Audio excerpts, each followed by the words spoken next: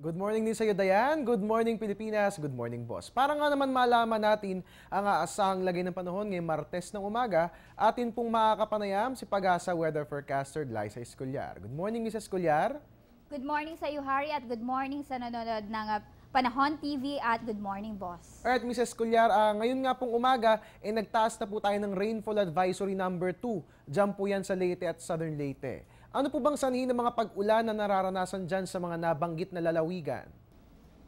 Although meron tayong rainfall advisory sa nabanggit mong mga lugar, ito ay mga localized thunderstorms. Ibig sabihin, yung area lang na yon ang inuulan. Wala tayong significant weather system na nakakaapekto sa bahaging yan po ng ating bansa. Alright mga kababayan, wala po tayong dapat alalahanin dahil ayon nga po kay Ms. Escolar, ito po mga nararanasang pag-ulan sa Leyte at Southern Leyte ay localized lamang. So asahan po na maya-maya po lamang ay hihinto na rin itong mga pagbuhos ng ulan. Ms. Escolar, pag-usapan naman po natin ito para lagi po tayong handa. Meron po ba tayong namamataang bagyo o low pressure area sa Philippine Area of Responsibility, and would it be safe na i-declare na magtatapos ang buwang ito na wala nang papasok na bagyo? Sa ngayon ay may minomonitor tayo o may inaasahan tayo na mabubuong low pressure area, although sa labas pa ng Philippine Area of Responsibility by the end of this week. Pero hindi pa naman po natin yan nakikita na magiging isang ganap na bagyo. Alright mga kababayan, patuloy po nating bantayan itong bagong sama ng panahon na minomonitor ng Pag-asa sa labas ng ating Philippine Area of Responsibility. Mrs. Escolar, meron pa po tayong nakataas na gale warning sa ngayon, at anong mga baybayin po ba ang makararanas ng rough to very rough conditions? Meron pa rin tayong nakataas na gale warning, Harry, dito sa seaboards ng Northern Luzon o mga karagatang nakapalibot sa Northern Luzon. Particularly dito po sa Pangasinan, La Union, Ilocos Sur, Ilocos Norte, Cagayan, at Isabela. Kasama na po dyan mga karagatang nakapalibot sa Calayan at Babuyan Group of Islands, at mga karagatang nakapalibot naman dito sa Batanes Group of Islands. Kaya yung ating mga kababayang mangingisda na pumapalaot dyan, kung pwede po ipagpaliban po muna nila ang paglalayag dahil mapanganib pa rin po magpasa hanggang ngayon. Alright, narinig po natin yan mga kababayan, na para po sa mga mangingisda po dyan at sa mga naglalayag po dyan, sundin po natin ang abiso ng Pag-asa nang sa ganyan maiwasan po natin ang anumang panganib dyan po yan sa mga nabanggit na baybayin. Mrs. Escolar, sa ngayon ay umiiral din po yung easterlies, no? At kailan po ba natin inaasahan ng paghina nito? At kailan po natin mararamdaman sa buong bansa ang epekto ng amihan? Kasi ito pong easterlies na ito, di ba, ang nakasasagabal sa kumbaga para maranasan po natin yung full effect ng hanging amihan. Kailan po ba natin maaasahan ng paghina nito?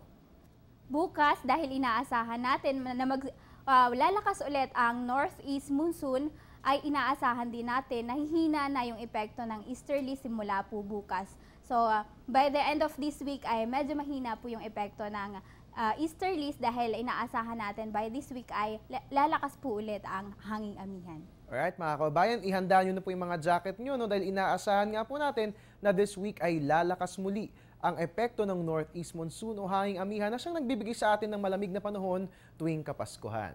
Alright, bilang panguli, Ms. Escolar, ano po bang maaasahang lagay na panahon for this week ayon sa weekly weather outlook ng Pag-asa? Para po sa magiging lagay ng ating panahon sa loob ng 24 oras, although may tail end of a cold front na nakakaapekto ngayon dito sa extreme northern Luzon, ay asahan po na dito sa Metro Manila, Ilocos Region, Cordillera Administrative Region, Cagayan Valley at Central Luzon ay asahang magiging maaliwalas ang panahon. Ngunit meron lamang po mga pulupulong mahihinang pag-ulan o yung mga 5 to 10 minutes na mga pag-ambon. At yung natitirang bahagi naman po ng bansa ay asahang magiging maaliwalas din ang panahon, maliban na lamang sa mga localized thunderstorms na karaniwang nararanasan tuwing hapon o gabi. Alright, Mrs. Escolar, maraming salamat po sa inyong ibinahaging impormasyon hinggil sa lagay ng ating panahon. Last few reminders po para sa ating mga kababayan ngayong araw na ito, especially dyan po sa Leyte na nakararanas po ngayon ng mga pag-ulan. Para po sa ating mga kababayan dyan po sa Leyte, ay maging alerto po sa posibleng flash floods at landslide dahil sa ngayon po ay medyo mahina pa rin po ang kapasidad ng inyong lupa po sa Southern Leyte at Leyte na sumipsip po ng tubig ulan, kaya posible pa rin po na magkaroon ng mga flash floods at landslide at magdara pa rin po ng pananggalang sa ulan. Alright, maraming salamat Ms. Escolar at mga kababayan, atin nga pong nakapanayam si Pag-asa Weather Forecaster Glyza Escolar. Magbabalik po ang ating ulat panahon makalipas ang isang paalala. Teng, ang package. Ma'am, Sabi ng Air 21, on the road na. Ano te? Ang package? Ma'am, sabi ng Air 21 na receive na. Okay, very good. Basta padala, sagot ka ng Air 21. May real-time delivery updates via text para worry-free ka. Teng, ang package, napadala mo na? Yes, ma'am. Sa Air 21. Sa Air 21, sagot ko, padala mo. At mga kababayan, extended po up until November 30 ang ating relief drive. Dito po yan sa Panahon TV at Air 21. So para po sa mga nais magbigay ng tulong, pwede po kayong mag-alay ng inyong mga luma pero magagamit pang damit. Ganon din po yung mga ready-to-eat food at mga bottled water and of course mga gamot. At para po sa mga gusto mag-volunteer, welcome na welcome po kayo sa ating relief outlets dahil nga po tayo nga po nangangailangan ng ekstrang tulong para po sa magre-repack ng ating relief goods. Para po sa inyong mga katanungan hinggil sa ating relief drive, pwede pong itawag yan sa Air 21 Customer Service Hotline. It's 854-2100. At yan po muna ang latest mula rito sa Pag-asa DOST. At bagaman maganda ang panahon, patuloy po nating i-monitor ang ating weather conditions via our Facebook page, panahon.tv, or you can also follow us on Twitter at Panahon TV. And of course, welcome lahat sa ating website na www.panahon.tv.